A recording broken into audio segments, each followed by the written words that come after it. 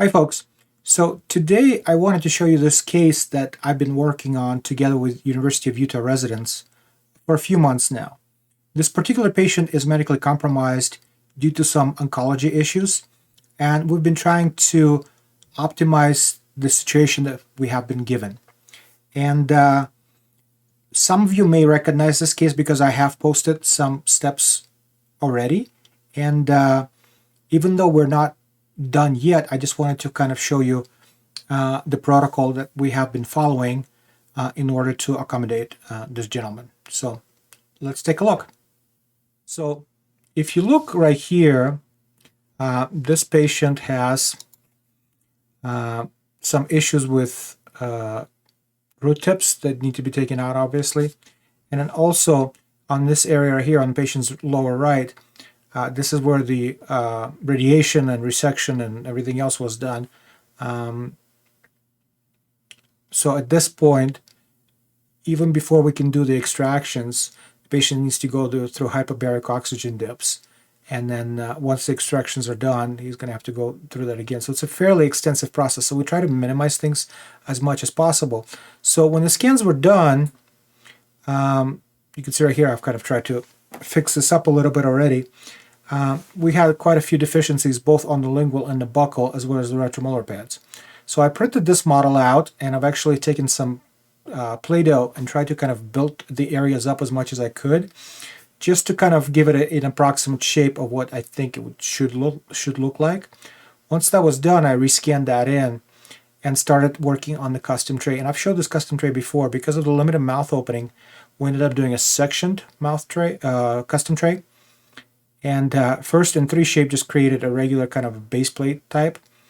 And I placed 4 pegs around the handle area. Once that was done, I brought the file into Mesh Mixer, split it in 2, and then created with a Boolean difference a handle that locks those pieces in place, locks them in pretty hard. Once that was done, we brought the patient back in, tried the tray in. Well, when we tried it by individual pieces, we were able to put it in with no problem. However, we had quite a few deficiencies still. On the lingual, we ended up using some compound to build those areas up. And on the buccal, we ended up actually trimming some zones. In the anterior area, we had issues with the extensions, but we didn't address them at that time. So placed everything in one by one, right? And then locked everything with a handle. We were thinking that if we have issues later on taking this out, we can always take the handle off, cut the impression, and just take it out one piece at a time. Okay, but that wasn't an issue, so we were able to take it out all at once. Once I did that, I looked at it and I realized, we had some overextension issues and some underextension issues, but it was decided to address them at the bioregistration stage. So I poured up the model, created a base plate, reduced the plate a bit in some areas, and created a wax rim. So it's a lot better to take an impression with a closed mouth situation because these things are a bit more relaxed and you get a better picture of things. So that was the idea for this particular case. So on the upper, we also had the scan, and we also had some deficiencies here on the palate, but I was actually able to extend it back in Mesh Mixer to kind of give it more area. We're realizing that, it's going to be an extraction of all the teeth at once, simply because we can't afford to bring him back and forth because of the hyperbaric oxygen dips, so it's going to be a full mouth extractions all in one appointment. So the fit of this denture is going to be compromised. And seeing these things, we'll do the best we can here, but we're obviously going to have to do relines, which is not problematic for this particular patient. Okay, so I printed the upper model and duplicated that in stone so I can still set up an analog. This particular case is going to be set up in analog. So today when we're seeing the patient with a bite rim, first thing we did was place just medium body in there, place it intraorally, go through all the movements just to see where the tray is overextended and where it is underextended. And this area needed to be adjusted, and this area right here you can see that it's severely underextended. So what we did, we ended up taking some heavy body material and border molding with that first. So once that was done, actually cut back the heavy body from the base of the impression, ended up taking the rest of it with medium body. So this area we adjusted, but apparently we didn't adjust it enough. So it still worked fairly well, because if you look right here, this is me actually trying to take the impression out the second time, because what we did, we took it out and then placed it back in to take the bite. So once the bite was taken, I went to take it out. So I just had to bite down just to double check everything. And then I go to grab it and it just doesn't budge. And then I break the seal and it comes out.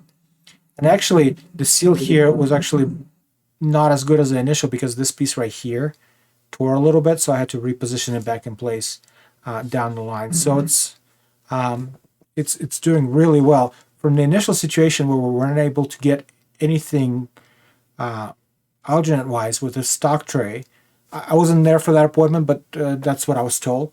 To this bite registration stage with the real-line impression, to where we have suction on the lower with such a medically compromised patient, we have tissue issues and you have resections and everything else. I'm fairly happy with this particular situation. So we have a bite here, and we also took a stick bite, obviously, to make sure the horizontal plane is managed well. So from this point, I will mount the case up and go through regular setup and processing. Once that is done, patient is going to be scheduled in the OR and sedated. All the extractions will be done, dentures will be placed, and then he'll have to go through the hyperbaric oxygen dips again, just to kind of stabilize everything else, and hopefully we'll have a good outcome. Once all the healing takes place and everything else, we can definitely either just do relines and see what's going on down the line, or we can, if everything's nice and stable and occlusion aesthetics might need to be changed, we might just make a new set, which would be easier because I'll just scan in the old set before we delivered, and then with duplicates and everything else, we can reline it till we get the best possible fit for this particular patient. So obviously we're not done with this particular case, but I just wanted to share with you up to this point and show you that as long as you follow certain protocols, as long as you try to do better for your patients, a lot of times, even with severely compromised cases, we can get some decent results. Well, it's not done yet, but hopefully we'll get some decent results down the line as well. Okay, folks? So just want to show you this, and hopefully it'll help some of you guys. And as always, good luck.